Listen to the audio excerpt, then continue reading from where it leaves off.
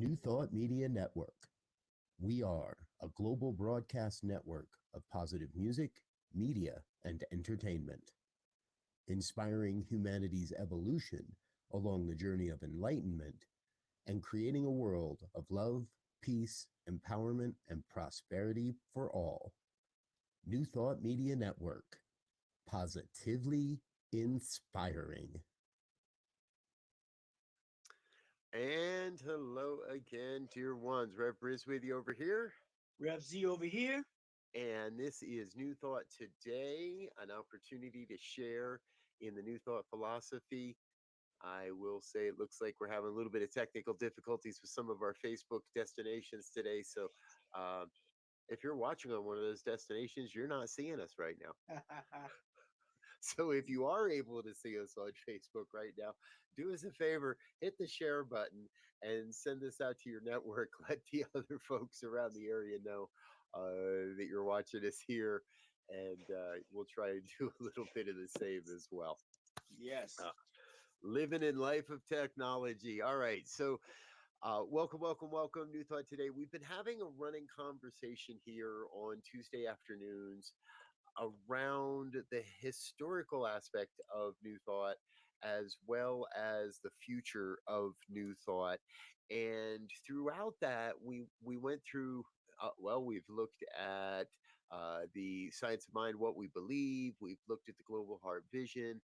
And we encourage you, please take a look at that. You can go and watch those archives either on Facebook or YouTube and look at those older discussions. But really, Z and I have been talking, and what we want to do here with this program is start to take a little bit of a different, set a different trajectory, let's call it. I don't know why I just thought of the Gamma Quadrant or something like that. I like right? So, boldly going where no ministers have gone before. Let's say that. But we're really looking at, like, what is the future hold for society, and the role that this philosophy of New Thought, this teaching of New Thought, can play in that future society. So Z, let's share with some of the folks a little bit around how we got here, and I'm going to go share the stream on a couple of places. Okay. See if we can let some people know what's going on technologically, but kick us off a little bit. Give some folks an idea. Well,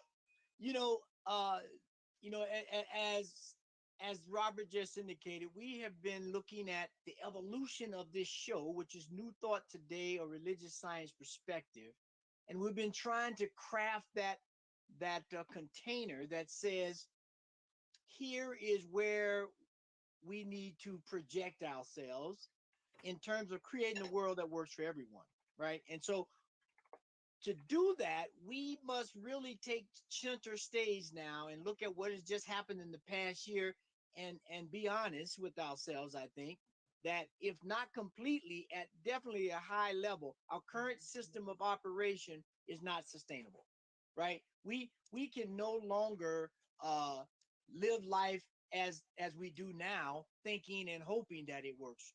Right now, we know that it does not work. And so we have to begin to figure out, how do we project, or how do we cast a vision, or what process of visioning, right? We can make all those kind of fit into a container that says we have to begin to figure out how we get people to work and live together in harmony. Because without that, it's going to be tough. Robert and I was sharing before, I forget the exact numbers, but if we look at where we went from a planet of molten rock and gas, when there were no sentient beings as we define it on the planet, to a point to where we got to 1 billion people, was a very long time. Right? I don't even want to speculate on those numbers. But what I will tell you from a scientific point of view, from that point of 1 billion people to get to 7+ billion people, it was only 200,000 years. So we went from 1 billion+ years to get to 1 billion people, and then in 200,000 years, we sextillion that, right?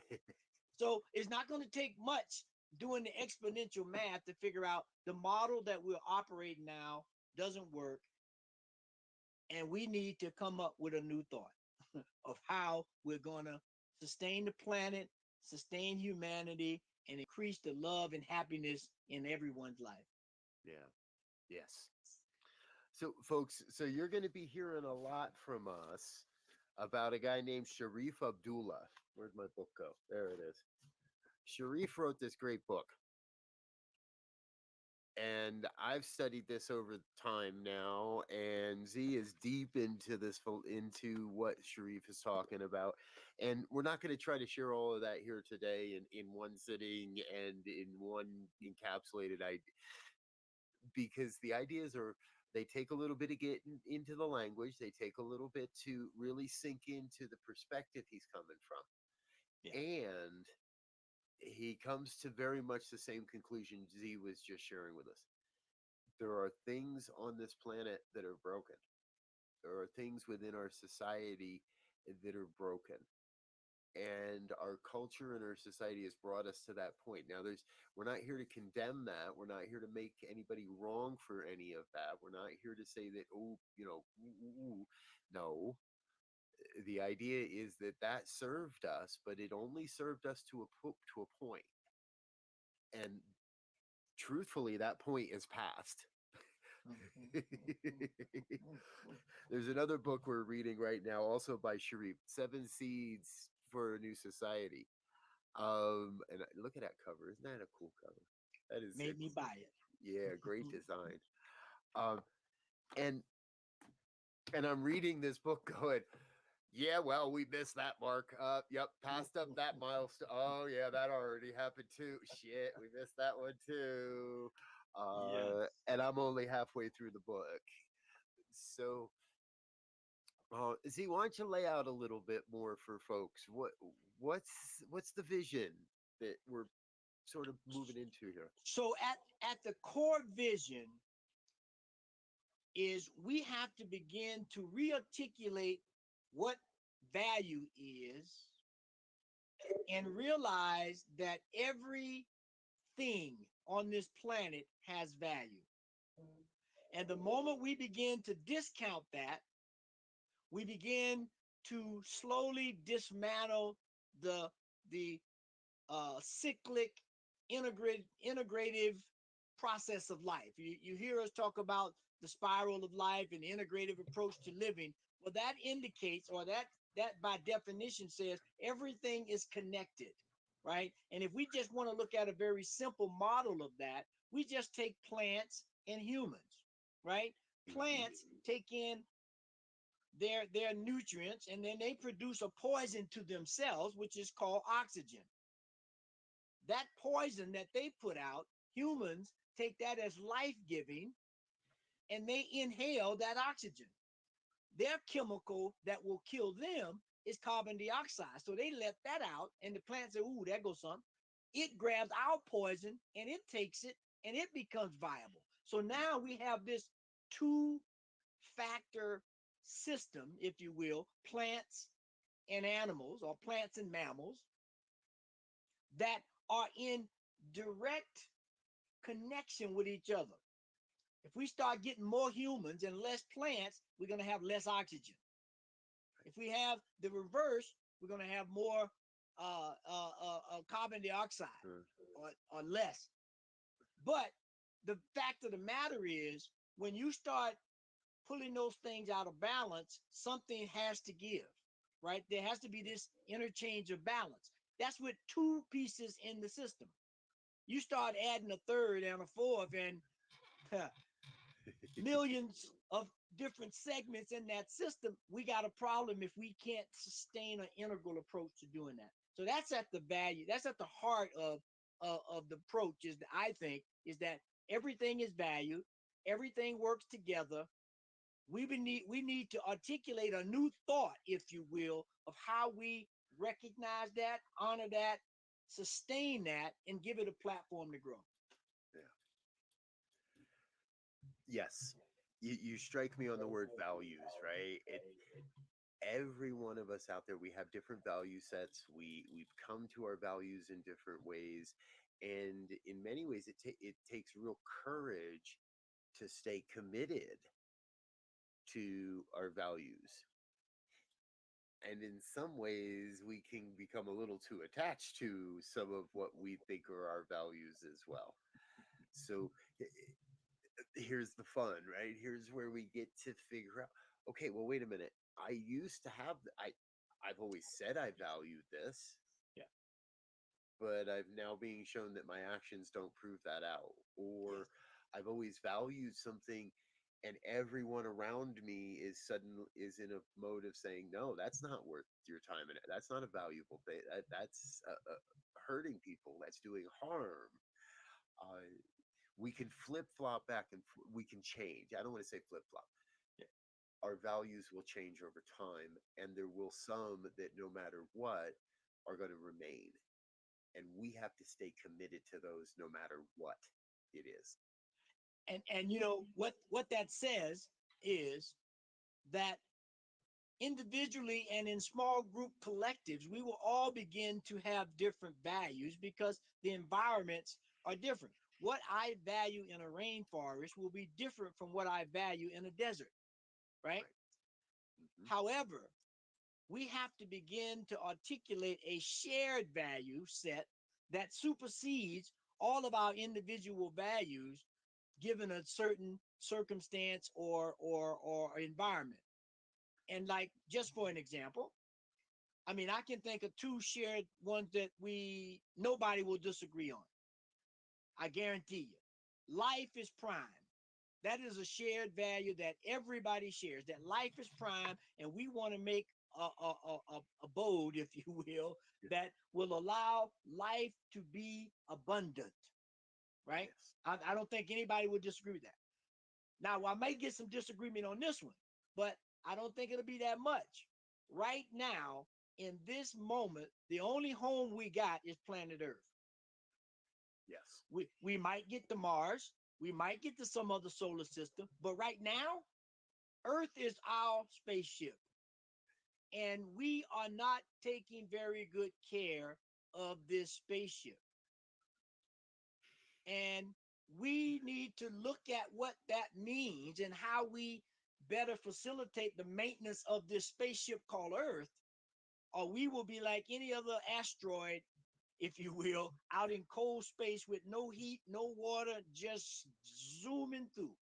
Just, yeah. In peril. Floating in the void. Yes. And so and go ahead. I didn't read the article because I didn't take the time. Yeah, it's in my stack, and it was something to the effect of, we're not even going to live long enough to colonize Mars at this point, at the rate we're going.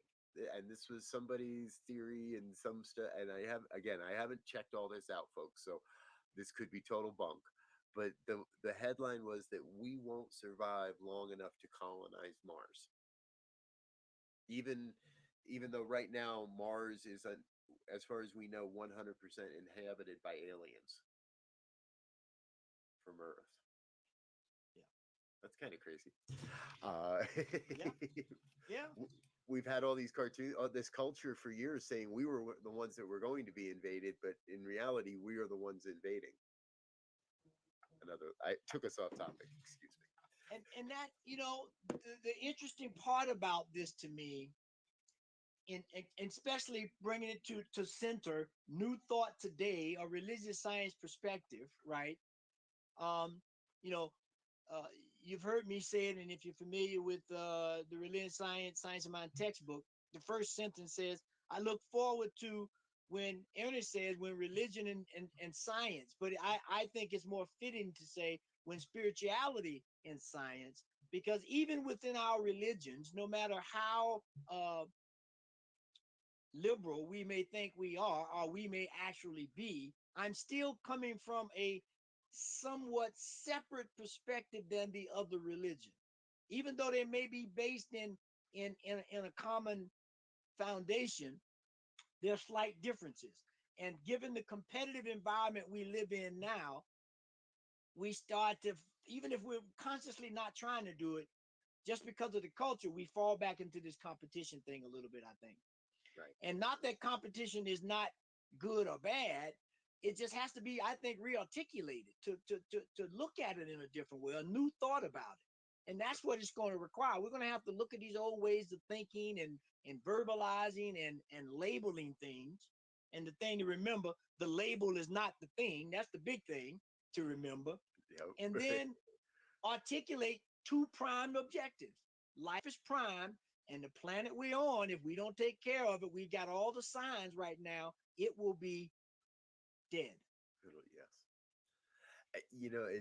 You're hitting on a topic that I think is also very, very important, and we've been talking about and chatting and bantering back and forth, and this is this idea of competition. And the idea that we can move beyond and live in a world free of competition.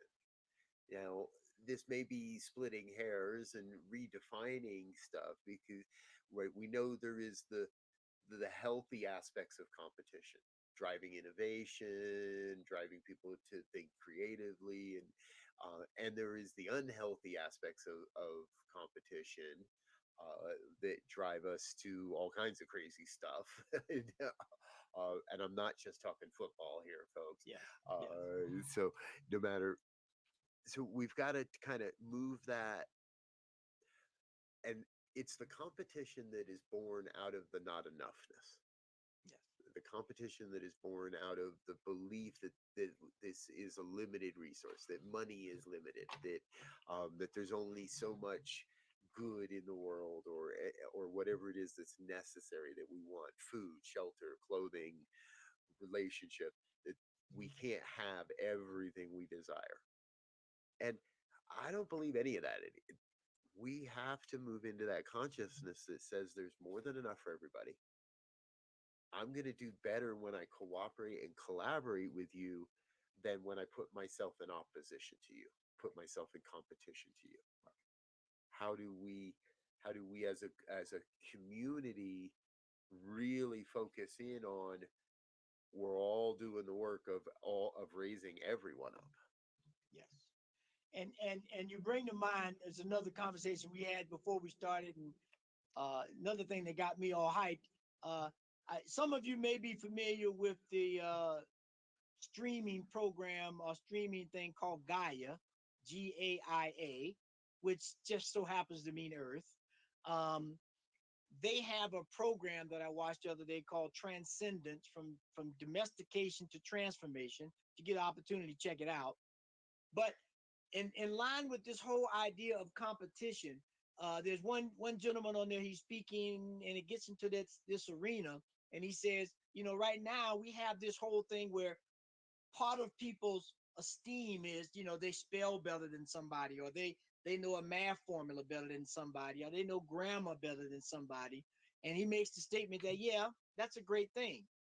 And then he takes a phone and holds up a phone, and he says, the co-founder of Google predicts that by the year 2029, we will have our own personal AI device. With that person, and that's 8 years away, ladies and gentlemen. We're not talking about a long time away. And we already know when they start making these kind of claims in that kind of a time frame, they've already done it, right? They're just not ready for mass release, right? And he's saying, who is going to care whether I know what I comes before E except after Y? And I'm going to ask my AI if I can't remember. That is a trivial pursuit compared to the problems and things that we need to be addressing, as opposed to correct my spelling or to correct now. Don't get me wrong, those are valuable things, because when you do that, it expands your neural network, right? But I'm not going to hold that against you if you say tomato and I say tomato, and I'm not, this is the kind of unconscionable thing that we get caught on in terms of this competition to show value and self-esteem. Let's figure out how to stop global warming, if you want to go down that track. How to stop people being short of food, no housing, not enough medical, not enough variety in the educational system to accommodate the different styles of learning. We know there's kinesthetic, tactile, visual, and audio. We know about those four. Who knows what kind of combinations they make? We don't have systems to address all of that, but with a new thought, we can. Yeah.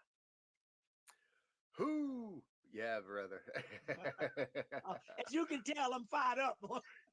Yeah. I'm fired Well, up. and I think that's an important, we need to be fired up. We need everybody to be fired up. We need as many people as possible to be fired up about doing this differently. And that's wherever your heart is called. If your heart's called to organization, then be part of the change in organization. If you're in the healthcare industry, then be part of the change in the healthcare industry. If you're in the education industry, be part of the change in the education industry. In education, we're built. I have this song in the back of my head, right? We're building a new world now. Yes. But that's really what's happening. Yeah. We and it's not like we're doing. It really does feel like we could opt out of it. We could opt out. We've been given this wild, weird, crazy opportunity called a pandemic, called a global shutdown. We've been given this amazingly unique time in history to make the changes, to step in and say no more of the old. Let's make the changes now while there's space. And we could opt out of that.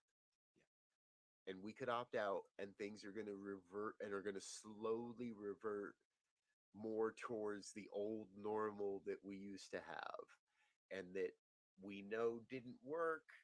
But if we go to apathy, then we're going to atrophy back to that.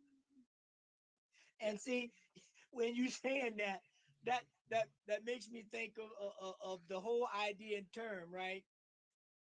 Because we're on this one planet, and it's only the one we got right now, we all have, or we are all living one global destiny.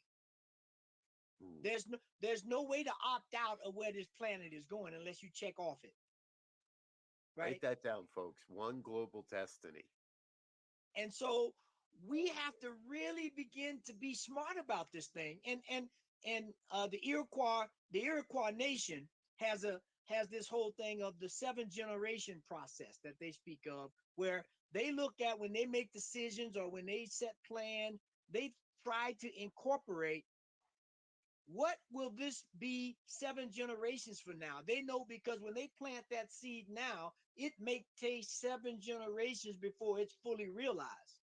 And so if I put something in motion that's going to be detrimental because it's coming from a place of selfishness, let's say, or object competition or object capitalists, then 7 generations from now, that thing is going to materialize and mature, and it may be something that can't be stopped.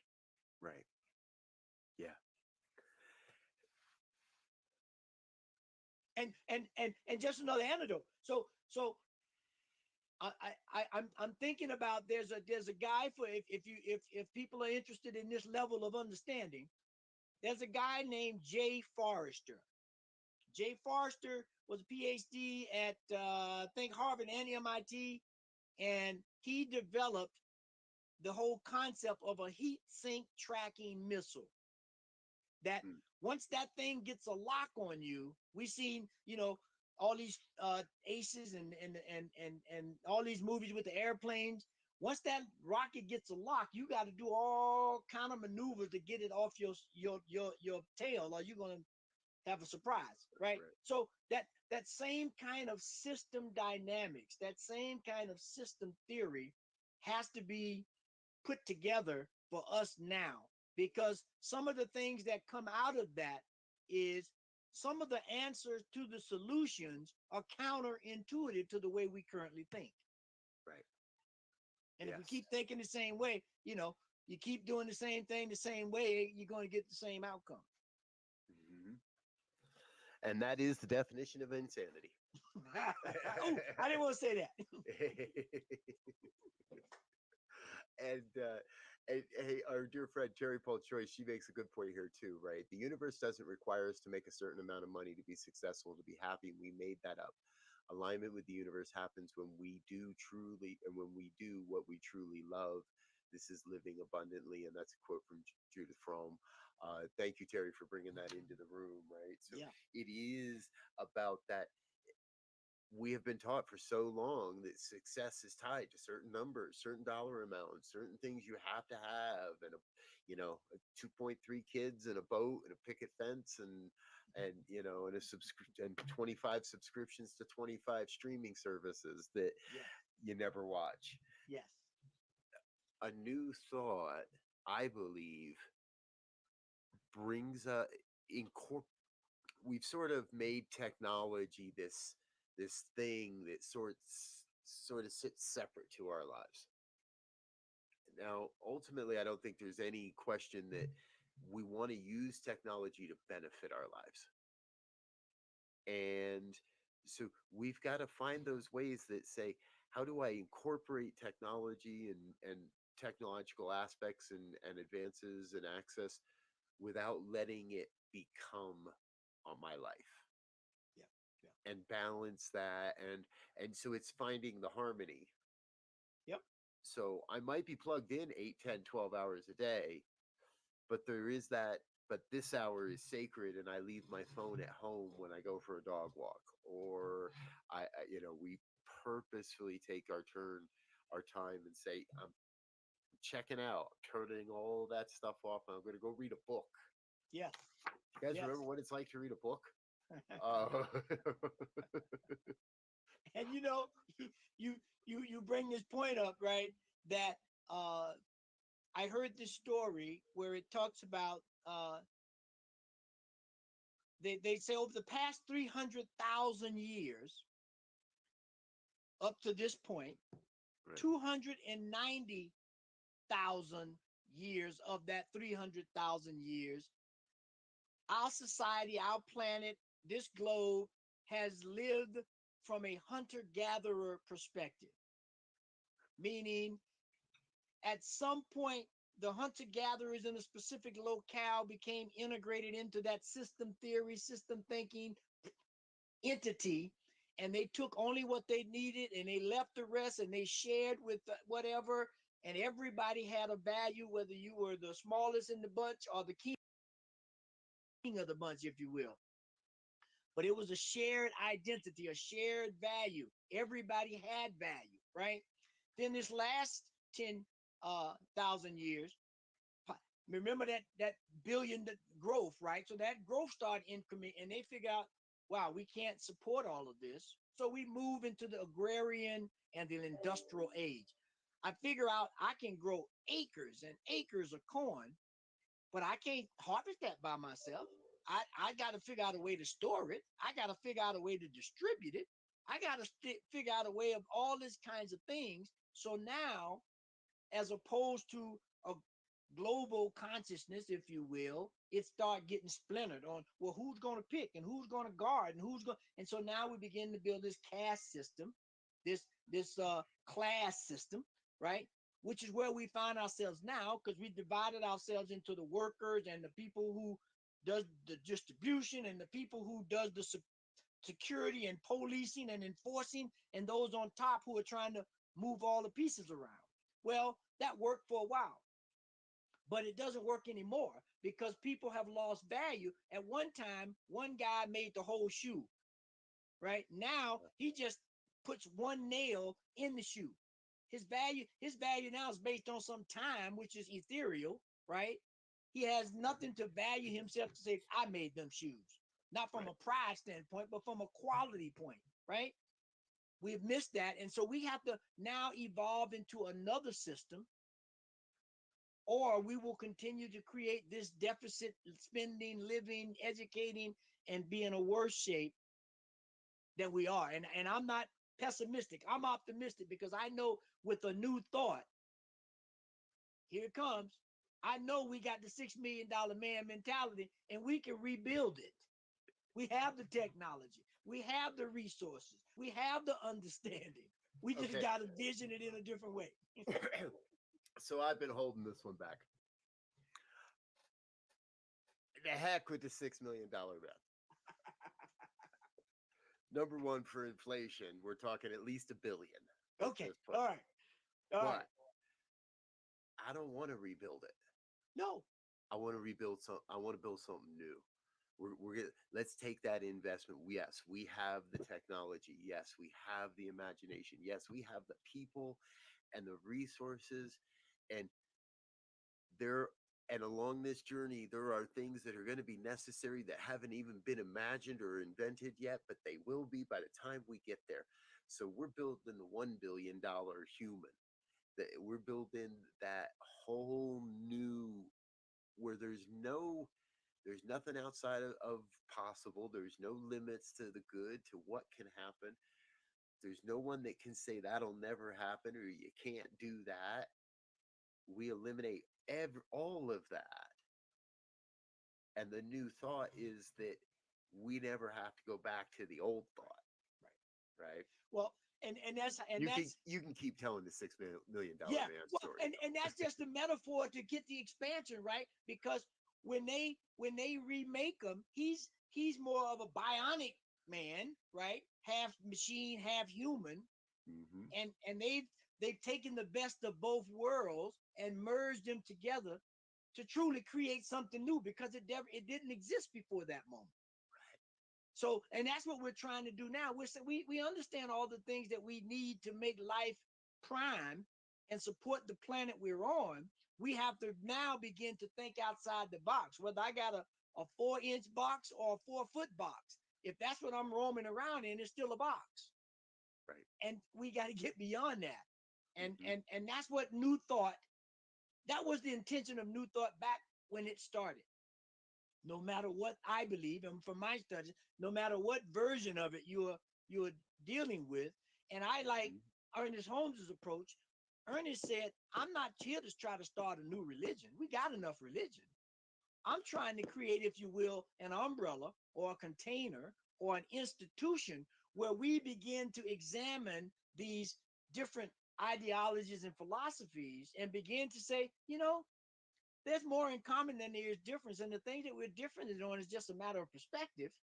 Mm-hmm. How do we begin to highlight those similarities and operate from that, so that we see, no matter which one of these happen, which one of these sticks you pick up, if you will, the result is going to be the same with some variations based on that.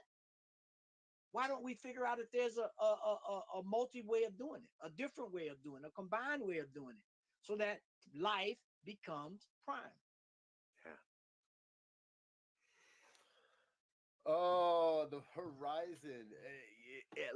As soon as we start opening these conversations, yeah, you guys know me. I'm that visionary one. I'm going to, yeah, this and here and over here. And when that happens, and when we get this piece of, and that's another analogy that I want to share. And I think you shared that last week on this show or one of our earlier shows. And Sharif uses it as well to great effect.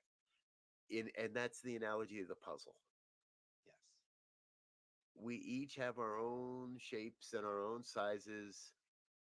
We may not fully comprehend how well we fit and how our unique shape and size is absolutely vital to the bigger picture.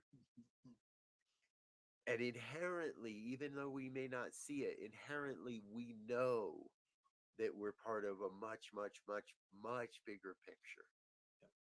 And so as each one of us sets the intention to actually work, to coalesce, to be together, to work together, to build community, build society, to build this massive vision,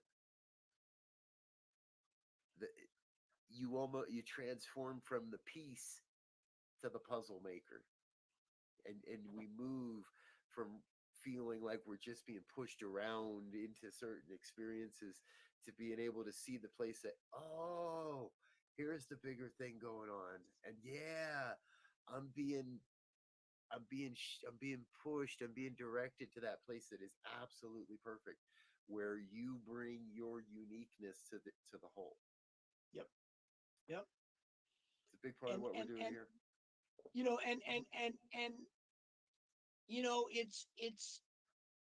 it's been proven that if we take anything, it doesn't matter.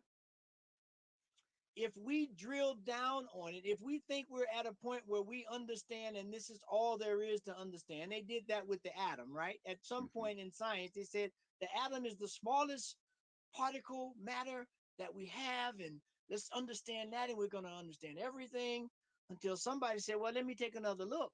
And they came up with quarks and bosons and all these other things that went down the rabbit hole of quantum physics, right?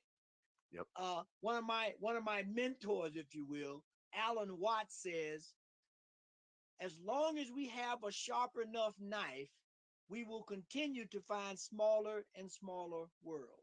If we can cut this in half, cut that in half, cut that, as long as we got a knife small enough, and that knife could be a microscope, or it could be or it could be the other way, a big radar telescope that takes us way out into space. As long as we have these tools to keep examining this thing called life, we will begin to find more and more that is greater than we think it is. So let's just surrender to it. Let's open our hearts, our minds, our souls to it, get connected with a shared vision, and allow the energy of the universe to flow through us.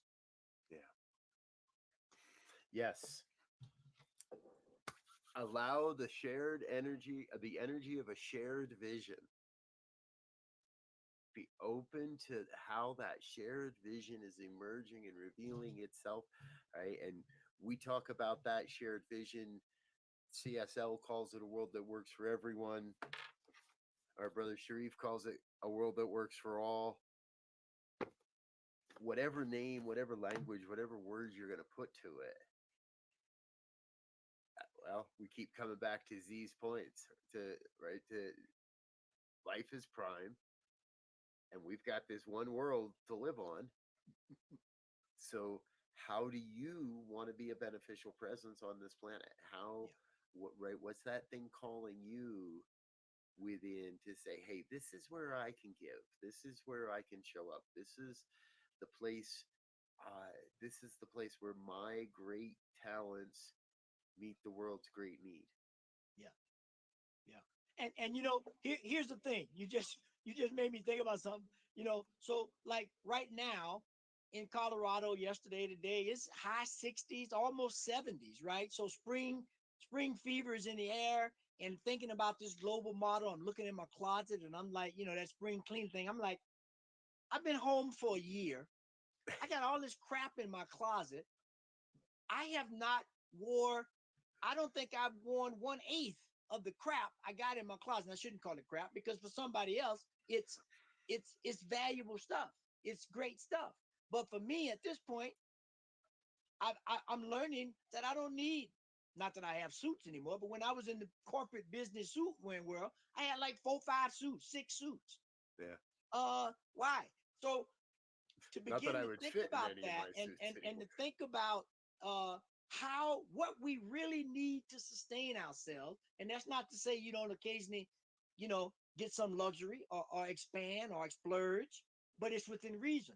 And then the flip side of that is, right now it's in the high 60s, maybe in some places 70s in Colorado. Come Thursday night through Saturday, they're saying some of us may get 2 feet of snow. Yep. Right? Now, making that point to say, we can understand from that how quickly this destiny of planet Earth can change. Just that quick. Yeah. We can go from 70 weather to 2 feet of snow in 2-3 days. And if we're not prepared, if we don't have the mindset, the insight, the faith, the ingenuity of a collective group to move beyond that 2 feet of snow, that could be problematic. Yeah. And what we're looking to do now is figure out how, no matter what the circumstances, we know we have everything that we need to do. How do we begin to work together in that puzzle piece, as Robert said, knowing that my little one puzzle piece over in the small right-hand corner that seems insignificant, that's the piece to figure out how to get rid of 2 feet of snow.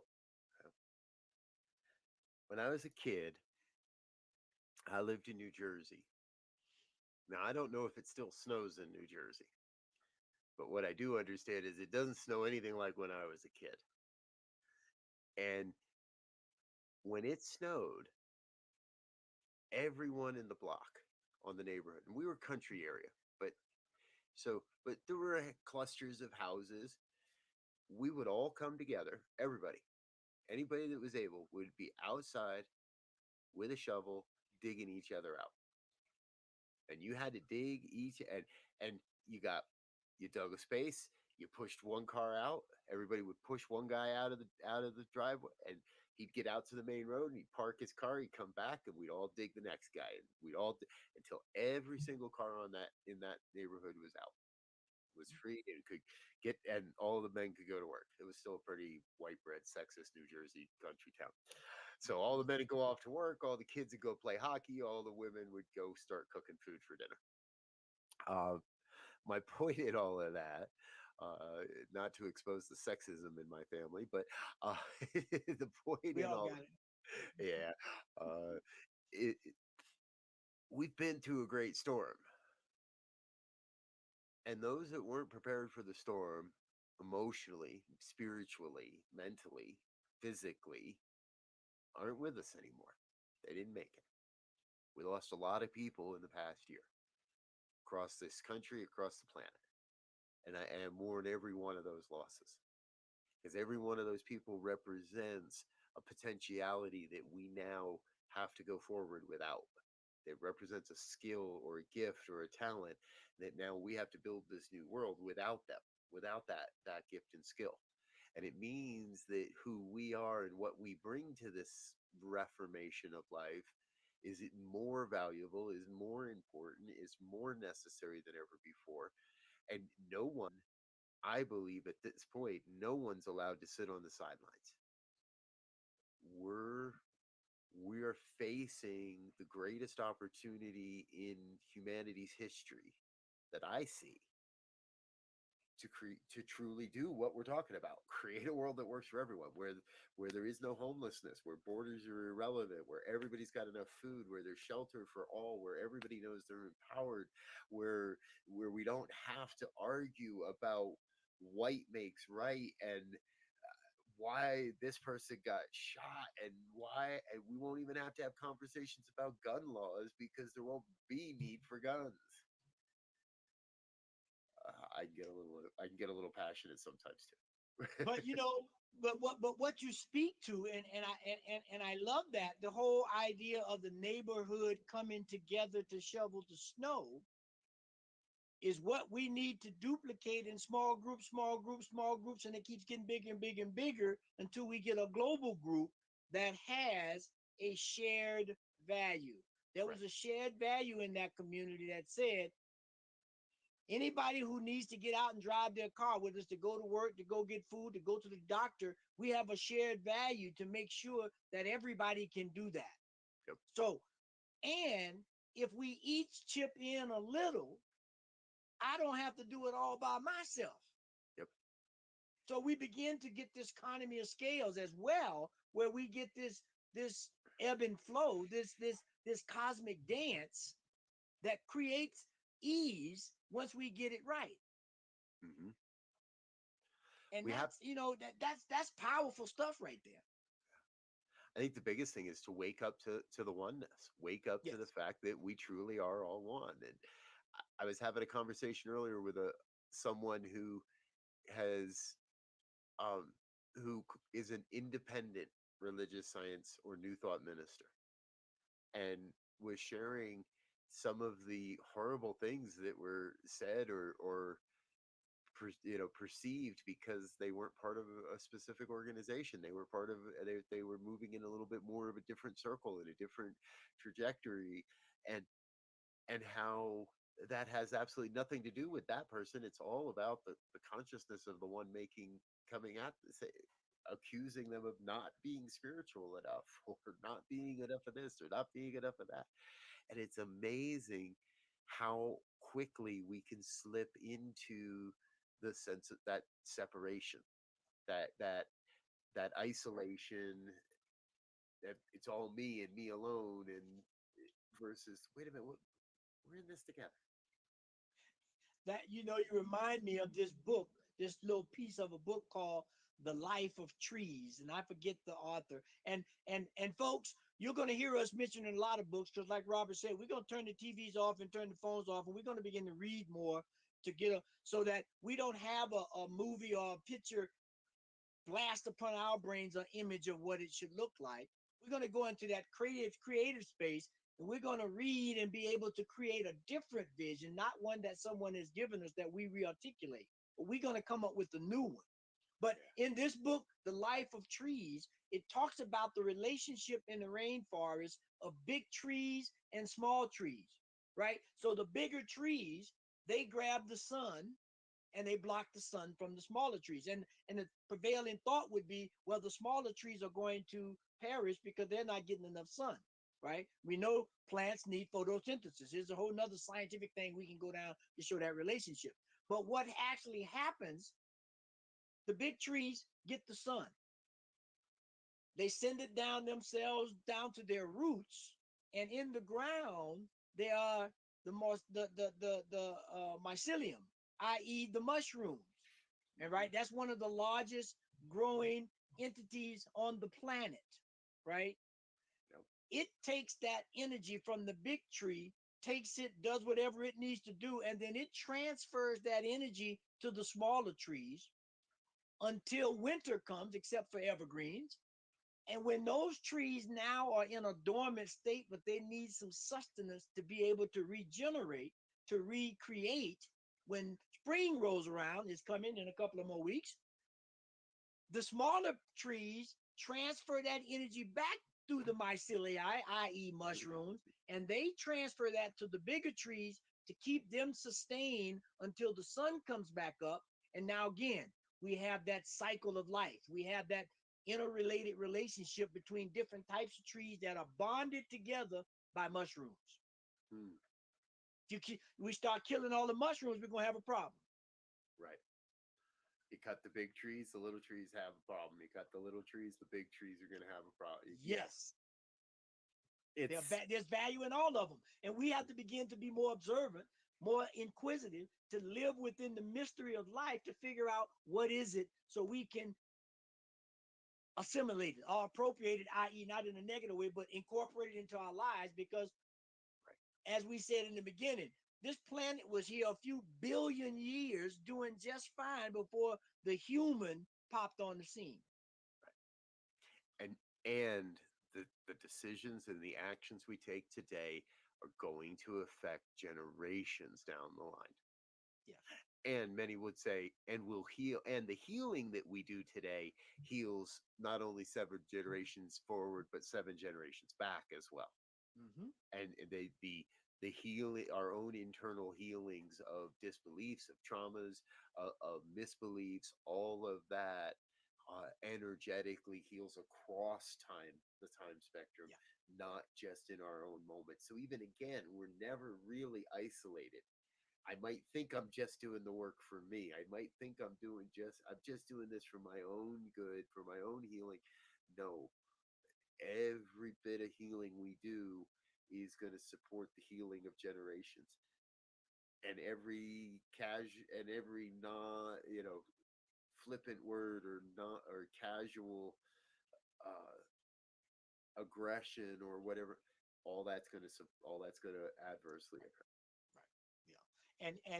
And I think, one thing that's going to be key to that is we have to remember that old proverbial saying, the word is not the thing, i.e. the image that we've created that has been presented to us is not the thing. The word water is not water. I can't drink the word water. I can drink actual water, but not the symbol that we have used to identify water. And so we have to get out of our old ways of looking at and articulating the world based on a set of symbols and labels that we've gotten attached to and have somehow pumped ourselves up. And depending on our status based on that, we may not want to give it up. But remember, we have a global destiny on this planet. The old saying, how much money you got, you can't take it with you, right? And so it's going to work better if we figure out how to use a little bit of your excess, if you have any, and that's at whether it's $1 billion level or the $50,000 level. If each one of us can figure out a way to give up a little bit, even if that little bit is not a monetary thing, it's an energy thing, it's an emotional thing, we will be able to gather together enough resources to deal with all of the trauma and the shortage of houses and the lack of actualization, and these things will begin to dissipate. And then once they do, we understand that life is ebb and flow. So now we find that right motion in the ocean, if you will, that keeps death is inevitable and birth is inevitable, but we find that sweet spot just so they become minimized and actualized, so that we keep a ever spiraling up integral system to better and greater and higher ideas and livelihoods and spirit awareness itself. Amen. Amen. Amen. That's where we're going. Yeah, exactly. And there it is, folks, right? An articulation of a shared vision based on shared values that comes from a diverse lived experience. Right? Who you are, what you've lived through, what you are living now, what you know, your body of experience is absolutely vital to what we're about, to what's happening next. Now more than ever, we encourage everyone, find that spiritual community that is yours to shape, to be a part of, to serve, to lead, to guide, to just immerse yourself in, or build one if you can't find one. Exactly. Well, I was about to say it's not that hard, but I think, yeah, it's not that hard. It's just not easy. It's just not easy. There we go. Thank you. Got me out of that one. I appreciate that.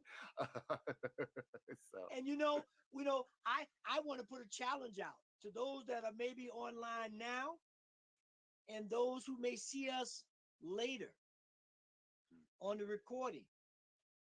Join us on this journey. If any of this has resonated with you at any level, if it has piqued your curiosity, if it has got you a little bit jumpy in your seat, send us some comments. Bring up some topics that you think would accent what we're trying to do, which is that world that works for all. I like the world that works for all now a little bit, not that everyone, but everyone start in my mind can begin to exclude the animals and the plants and the planet itself. But if we say a world that works for all, that means just that, all.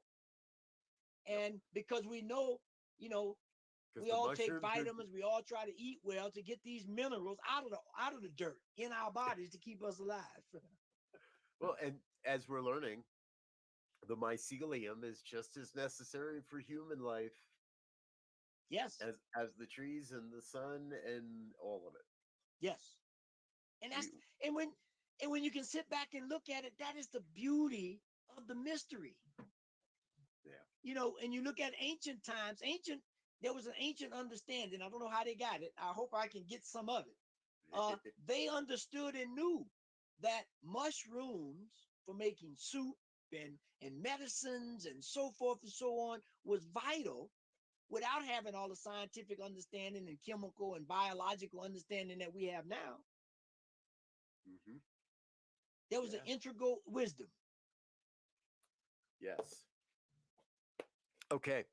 And before we get into a whole episode around plant wisdom, we're going to we're going to take this today where we are and say thank you, folks. Thank you for being with us. This is New Thought Today.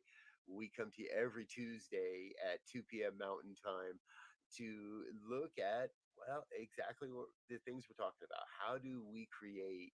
How do we sustain? How do we propagate this New Thought belief in the coming society, in the evolution of human society and culture and community that we're in the midst of? We can't stop it. We can't escape it. We can't deny it. We can stick our head in the ground and pretend we don't know this stuff. But trust me, once you know this stuff, even that doesn't work. You know this stuff. You can't deny it.